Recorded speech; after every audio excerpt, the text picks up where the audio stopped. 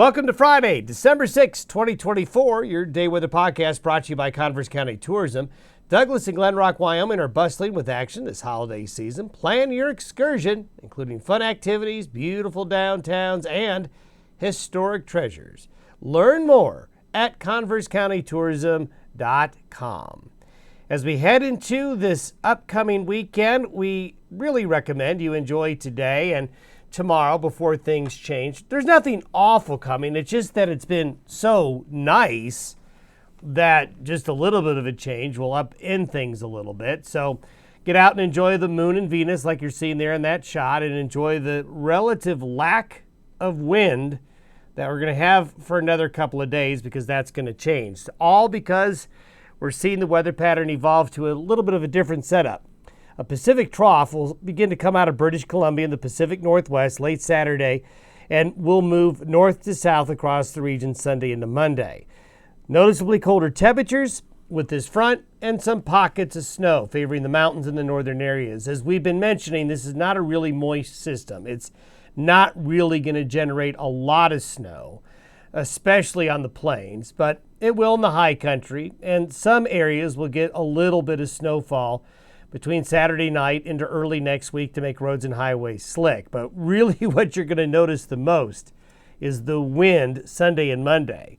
Be prepared for a high wind event Sunday into Monday in a large swath of the northern and central Rockies, but also pushing out into the plains as this weather pattern change comes in. So this big ridge of high pressure, which has given us the mild, dry, sunny, and relatively windless pattern, that's going away. So be ready for the wind Sunday and Monday.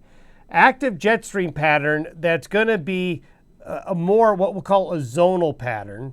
We'll talk about what zonal means as we get into next week. But the pattern is going to be more busy as we see the Pacific opening up a bit as this high pressure ridge, and it finally begins to shift out of the area and the patterns change. Until they do so, though, we're going to continue with beautiful scenes and beautiful cloudscapes like this, and beautiful landscapes and blue skies all across the Intermountain West. Boy, it's been about as nice as you're going to get it in December here over the past week.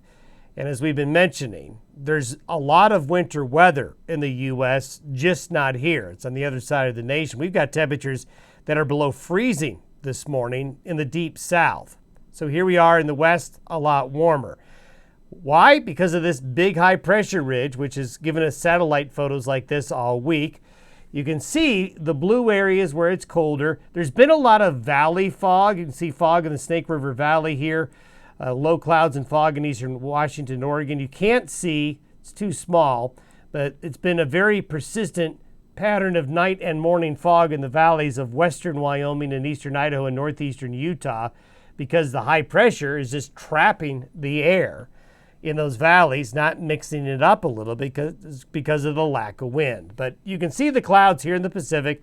There's a lot more going on in the Pacific. There's the cold air, another surge of Arctic air heading into the Great Lakes and the east. There you can see the configuration of the 500 millibar pattern at 18,000 feet with the jet stream winds riding along right here, the ridge in the west, the trough in the east. But this guy right here begins to make its move tomorrow and Saturday into the Pacific Northwest, and this high pressure ridge shifts eastward. So that's going to allow, at least between now and Saturday, a pretty quiet pattern across most of the U.S. This is the precipitation forecast through tomorrow morning. The far southern Gulf Coast areas getting some showers and thunderstorms, cold in the northeast and the Great Lakes, a little bit of moisture there in the Pacific Northwest. This is the snowfall forecast between now and tomorrow.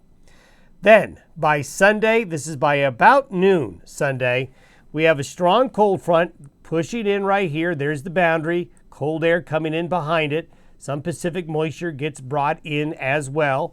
There's the tight gradient. There's a huge temperature difference between here and here aloft, and that's causing very strong winds to develop along that pressure gradient. And when strong winds aloft, when I mean aloft, as you get 15, 20, 30,000 feet and you have them perpendicular to the continental divide, you're going to get very windy, especially in the wind gap and the wind-prone areas. And that's exactly what we're going to see Sunday into Monday. So enjoy today and tomorrow. These are the peak wind gusts between now and Monday afternoon. And I think we're probably going to see some higher than these numbers here, especially along Interstate 80. But you can see there's a lot of wind getting out across the Dakotas, Nebraska, Montana.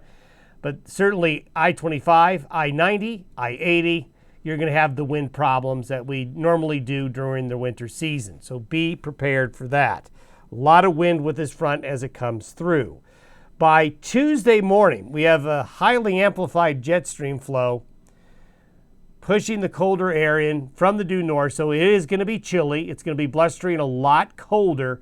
And then what this is going to do, this trough, is going to head east and bring the eastern side of the U.S. another cold shot. So yes, it gets cold here in the Rockies and High Plains, but it's mainly east of the divide. Then this will slide, bringing another wave of cold to the eastern side of the U.S. and snow again, while we kind of get clipped with this shot of cold weather.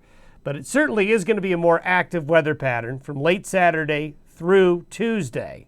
Then an interesting pattern evolves where this high pressure ridge gets cut off by a strengthening west to east jet stream across the Pacific, which we'll see here in a moment. Precipitation forecast with the second round of moisture looks like this through late Tuesday. So you can see Montana, North Dakota, southern Canada here. It's going to favor the northern areas with the best precipitation.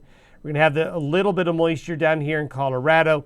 But you can see once you get out of the mountains, there's really not going to be a lot of snow. There might be more snow here than it's showing, but it's just not going to add up to a lot. Nonetheless, this part of Wyoming into Montana, North Dakota here, going to be some travel concerns in the Sunday, Monday, Tuesday timeframe from some wintry weather. Remember, winds aloft coming in from the north-northwest in this pattern will bring in some cold air and some cold, blustery conditions. So certainly a change from where we are now. California, the Great Basin states, the desert Southwest, all of that weather avoids you. So that's where you're going to want to be early next week, maybe in Phoenix. This is what the snowfall looks like with the second wave early next week. Nothing to write home about, but certainly there's something on the map now when there hasn't been for the past week.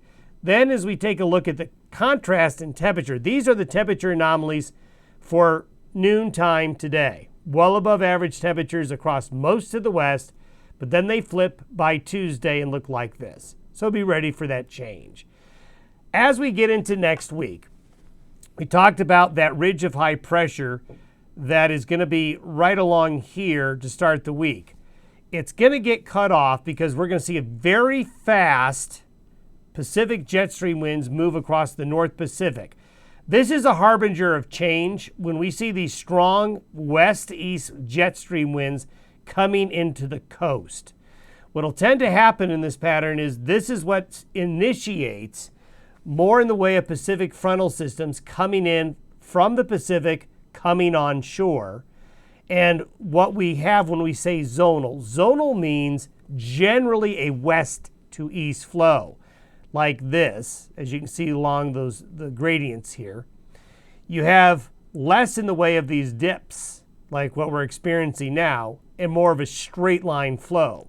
This type of pattern looks to be developing basically from late next week, probably right up before Christmas time. This is a pattern that is good news for skiers and snowmobilers, but it's not a great pattern for snow on the plains, as the west-east flow tends to bring systems through quickly.